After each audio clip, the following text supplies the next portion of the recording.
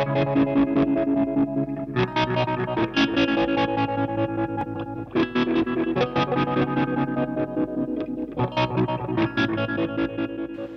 everyone, going to go through some of the patches that I've made on this on the Big Sky. As I said in the last video, I'm going to be recording it with a microphone and in mono. And as I said in the headphone video, you really only hear half of what this pedal's capable of when you play through one amp. If you use the stereo output, it really opens up the effect. And if you've got another amp, I highly recommend giving it a try in stereo. So I'm just going to go through the patches. I'm not going to be putting up the settings that I use because I'm a bit limited for time at the moment. But I'm just going to go through just so you can hear some of the things that I've come up with, and I'll probably be commenting on a few of them just so that you can have a bit of a background as to what I was thinking when I came up with the patch, or the purpose of the patch. So let's get into it. So the first one is Crystal Cavern, and it's a medium decay time, very lots of high end and sort of a sort of shimmery sort of effect, as the name would imply.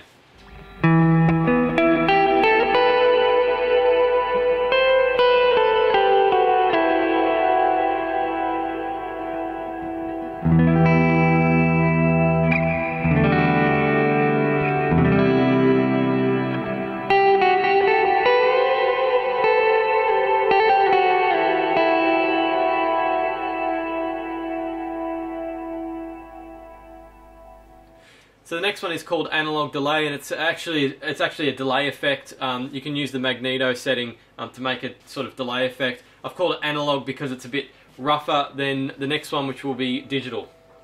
But the magneto effect, you can only have 2 or 3 heads, which means it will only repeat 2 or 3 times. So it's a pretty short delay. It's something that you'd use maybe to complement another delay that you have. You could run this into another delay to sort of smooth it out a bit, so it's not quite. It doesn't have the end of it isn't quite as abrupt.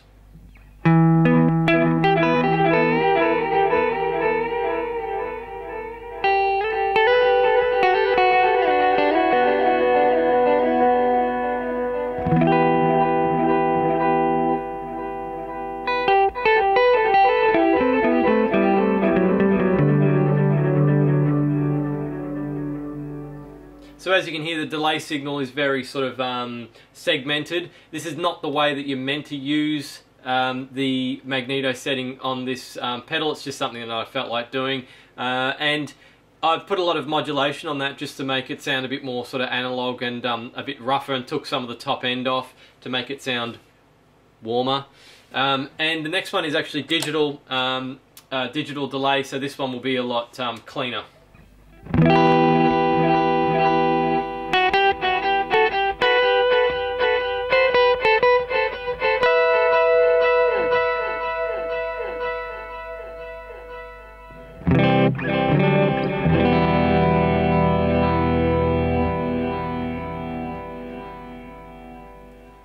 So as I said before, those delay settings are good for when you mix them with other delays. I've done that before, it sounds pretty good. On their own it can sound a little bit segmented. So the next one is the Cathedral setting that I've come up with. It's called Cathedral, and it's supposed to be a large space but relatively natural sounding, not like the Crystal Cavern one, which was quite shimmery and trebly. This one's supposed to sound a little bit more natural, but cold still, because it's a large open space, and probably stone walls and things like that. If you want to go into, you know, some of the specifics as to how this room would actually look, it would be cold because it would be stone, and the reflections would be relatively harsh, I guess.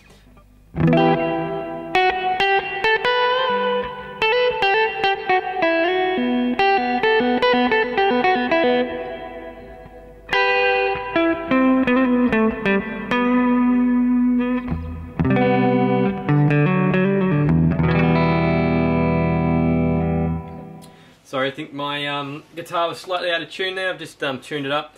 Anyway, we'll go on to the next one, which is Glass Nexus, and this is actually Glass Nexus was a pedal that Damage Control made, and I always like that name.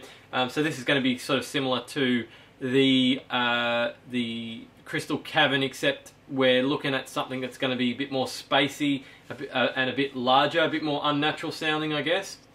Oh yeah, and the pre-delay now, I remember, the pre-delay is actually quite long for this one too, because you've got to imagine if it's going to be a huge open arena-style glass dome is the way that I sort of imagine it. It's going to take a while for that signal to come back and hit you again, so it's quite...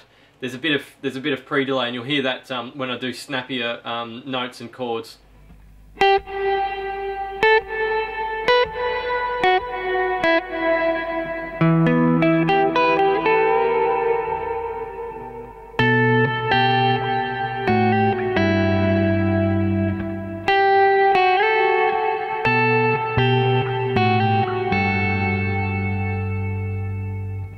So the next one's called Lonely Angel. I'm not quite sure how I'm going to explain this one, but it just seemed like there was some accompanying voice with my following my guitar, what I was playing on the guitar. It sounded sort of a bit angelic because it was very, very trebly and shimmery, and we are actually using the shimmer effect here. So this is, when I say shimmer, I mean shimmer. It's the actual shimmer effect, not shimmer as in what it kind of sounds like.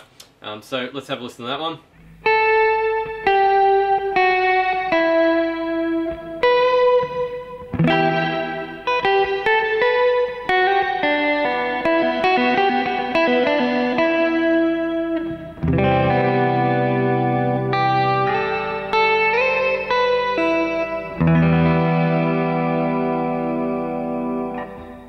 Okay, so now we actually go on to the two reverbs that I used in the comparison video. The Bad Cat reverb, which I've tried to set this to sound as much like the Bad Cat as I can, and it sounds actually pretty close. The Fender was a little bit off center, but it's actually far less noisy than my actual Fender, because I mean this Fender Twin amp is just so old. Probably a bit, maybe the contacts are a bit rusty, or the spring tank's not working the way it should be, or something like that. It almost sounds like it distorts. It feeds back that much. Feedback, that's the word I'm after. It sounds like it's going to feed back, whereas this sounds a lot cleaner. But I'll do these two together, the Bad Cat and the Fender, so you can hear those on their own anyway if you missed that other video.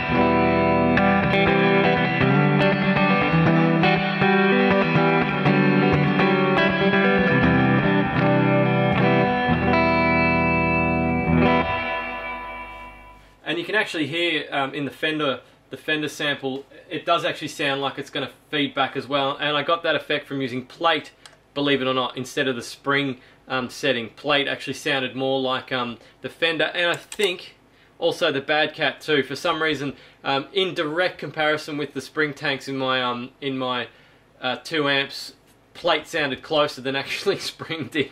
I thought it did to my ear. Maybe I just didn't play around with the spring too much. But I'll tell you what, that Bad Cat reverb is pretty damn close. So the next one is Dark Swells, and again I've actually done a demo on this setting as well, and it's a great effect. It's automatic. I think I stuffed up a few times in the video saying the word guitar pedal, but I meant the volume on your guitar. If you do swells with the volume on your pot on your guitar, and you're turning it up and down on your actual guitar, this does it automatically, and it's pretty good too. It's actually really quite easy to control, and you can focus more on actual playing the guitar instead of, you know, dicking around with the knob on your guitar. So let's have a. I'll show that one in case you haven't seen it. I'll do a quick demo of that one as well.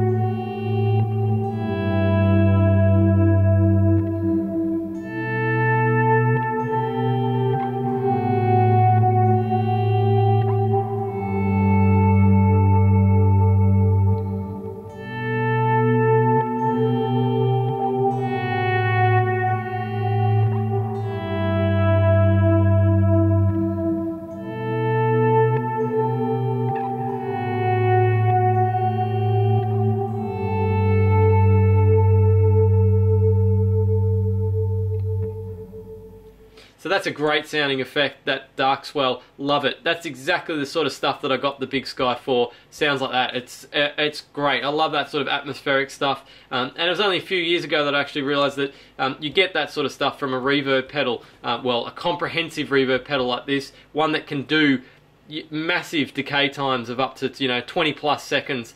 That's how you sort of get those sorts of sounds, and one that's also got specifically a swell setting. That's what that's for. You could do that in another way. You could just use any other of the reverb settings and then use a volume pedal and use the volume pedal to make that swell effect. This swell setting captures it automatically, so you don't need that pedal. It has a couple of limitations, but it's pretty good. It's much better than using the volume control on your guitar, I can tell you that. So the next effect we have in the list is, if I can get it on there, is chant. And to be honest, I'm not a big fan of the choral setting. This is actually Bloom that we're using now, and it kind of sounds a bit like a chant. Choral's much more dramatic. It sounds a lot more like chanting, but this is kind of has a bit of a chant effect using the Bloom settings.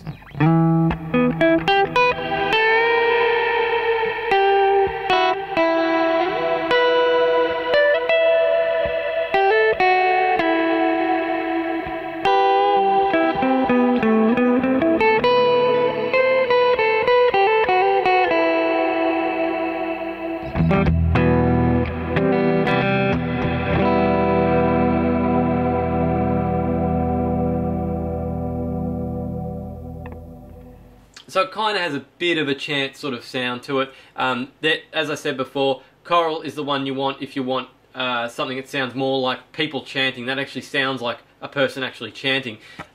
Whereas this just sort of has a bit of a subtly sort of sounds like there's someone chanting in the background underneath the reverb. At least I thought it kind of did.